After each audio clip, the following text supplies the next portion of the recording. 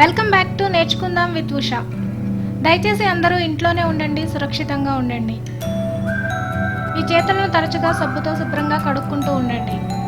ఇవాల్టి రెసిపీ సున్నుండలు ఎలా తయారు చేయాలో చూద్దాం.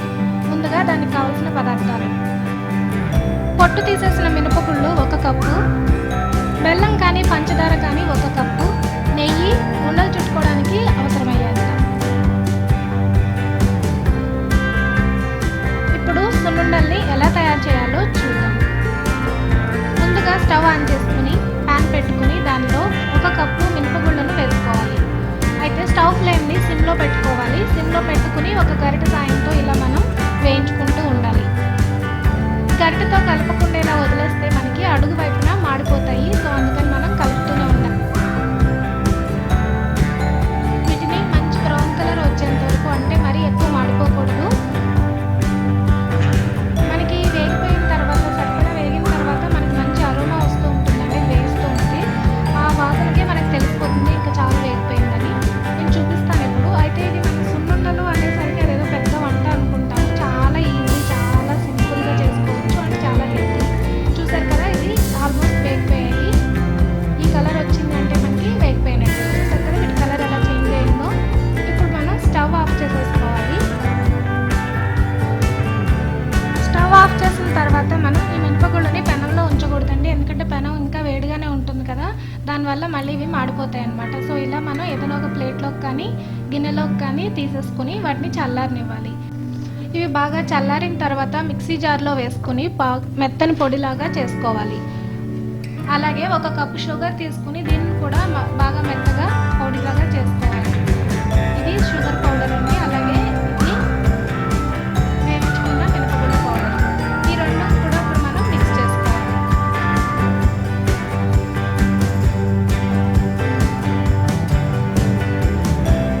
ఇది చాలా హెల్తీ స్నాక్ ఐటమ్ కాబట్టి మీకు పిల్లలకి తరచుగా చేసి పెట్టవచ్చు. సో ప్రతిసారి మీరు పౌడర్ చేసుకోవడం, వేయించుకోవడం, మినపగుళ్ళు పనిగా పెట్టుకోకుండా ఖాళీగా ఉన్నప్పుడే ఒక 3-4 కప్పులు పిండి ఇలా కలిపేసి పెట్టుకుంటే కనుక మీరు మొత్తం ఒకేసారి సున్నుండలు చుట్టేసుకోవడం లేదంటే ఒక 6 నెలల్లో కూడా ఈ పౌడర్ మిక్స్ చేసుకున్నప్పుడు మనకి పాడవకుండా ఉంటుందన్నమాట. కాకపోతే 8 కంటైనర్లో సీసా అయినా సరే లేదంటే స్టీల్ డబ్బా అయినా పర్వాలేదు, కానీ గాలి చల్లకుండా ఉంటే శుభ్రమైన పొడి దాంట్లో వేసుకుంటే మనకి పాడవకుండా పొడి ఉంటుందన్నమాట. మీకు కావాలనుకున్నప్పుడల్లా అందులో నుండి కొద్దిగా పౌడర్ తీసుకుని మీరు సున్నుండల్ని చేసుకోవచ్చు. నేను కూడా ఇప్పుడు చేసిన దాంట్లో కొద్దిగా పిండిని గాజు సీసాలో పెట్టేసి పక్కన పెట్టేసాను. మిగిలిన పిండిలో ఇప్పుడు కాచుకున్న నెయ్యిని వేసుకుని, ఈ నెయ్యి ఎంత ఫ్రెష్గా ఉంటే మనకి సున్నుండలు అంత బాగుంటాయండి. నేను యూజువల్గా ఇంట్లోనే కాస్తాను కాబట్టి నేను జస్ట్ సున్నుండలు చుట్టే ముందే నెయ్యి కాచుకుంటాను. సో ఈ నెయ్యిని కొద్దిగా వేసుకుంటూ మనం బాగా కలుపుకోవాలన్నమాట. ఒకేసారి ఎక్కువ వేసేయద్దు, కొద్దిగా వేసుకుంటూ మనకి సరిపడినంత, అంటే వంట అవ్వడానికి కావాల్సినంత తెలుస్తూ ఉంటుంది కదండి కలుపుతూ ఉంటే, అలా కొద్దిగా వేసుకుంటూ కలుపుకోవాలి. అయితే మీరు పంచదారతో కాకుండా బెల్లంతో చేసుకోవాలి అనుకుంటే కూడా ప్రొసీజర్ అంతా సేమ్ అండి. కాకపోతే ఆ బెల్లం షుగర్ని మనం పౌడర్ చేస్తాం కదా, ఆ టైంలో షుగర్ ప్లేస్లో బెల్లాన్ని మనం పౌడర్ చేసుకుని వేసుకుంటే సరిపోతుంది. షుగర్ కంటే యాక్చువల్గా బెల్లం అయితేనే మంచిది. కాకపోతే మా ఇంట్లో వాళ్ళందరికీ షుగర్ కావాలి కాబట్టి నేను షుగర్తో చేస్తున్నాను. ఇలా సరిపడంత నెయ్యి వేసుకొని బాగా కలుపుకున్న తర్వాత ఇక దీన్ని ఉండలు చుట్టుకోవడానికి మనకి సున్నుండలు రెడీ అయిపోయింది. ఈ విధంగా కలుపుకున్న పిండిని కొంచెం పోర్షన్స్ తీసుకుని చేతితో బాగా ప్రెస్ చేసి మనం ఉండలాగా ఒత్తుకుంటే మనకి సున్నుండ రెడీ అయిపోతుంది. ఇది మీకు ఎంత సైజు కావాలో దాన్ని బట్టి మీరు పిండిని చేతిలోకి తీసుకోవాల్సి ఉంటుంది. అలాగే మన చేతికి పట్టే దానికంటే ఎక్కువ అయితే తీసుకోలేము. ఇంకా బాగా పెద్ద సున్నుండలు కావాలి అనుకుంటే 2 చేతులతో కలిపి మనం ప్రెస్ చేసుకోవాలి.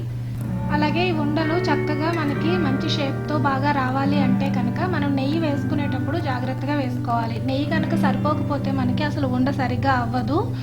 నెయ్యి ఎక్కువైపోతే టేస్ట్ ఏమీ మారిపోదు, బాగుంటుంది, కానీ ఉండ మనకి ఇలా గుండ్రంగా చేసి పెడితే అలా గుండ్రంగా నిలబడి ఉండదు, అది ఇలా కిందకి పాకిపోయినట్టు అయిపోతుంది అనమాట.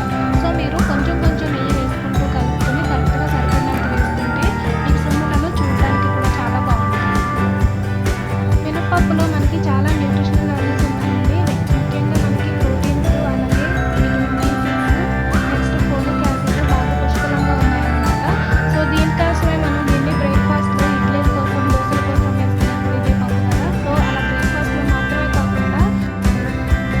టేస్టీగా ఉండే స్నాక్ ఐటెమ్గా కూడా చేసుకొని మనం హెల్త్ బెనిఫిట్స్ని పొందవచ్చు అనమాట. దీనిలో మీరు బెల్లం యాడ్ చేసుకుని చేస్తే బెల్లంలో మనకు ఐరన్ కూడా ఉంటుంది కాబట్టి వీటన్నిటితో పాటు ఐరన్ కూడా మనకు వస్తుంది.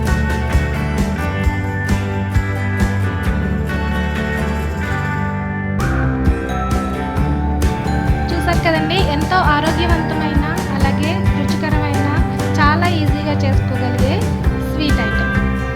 సో ఈ వీడియో కనుక మీకు నచ్చినట్లయితే లైక్ చేయండి, షేర్ చేయండి. అలాగే ఇప్పటివరకు మీరు నా ఛానల్కి సబ్స్క్రైబ్ చేసుకున్నట్లయితే ప్లీజ్ సబ్స్క్రైబ్ చేసుకోండి. ఇకపై నేను అప్లోడ్ చేయబోయే వీడియోస్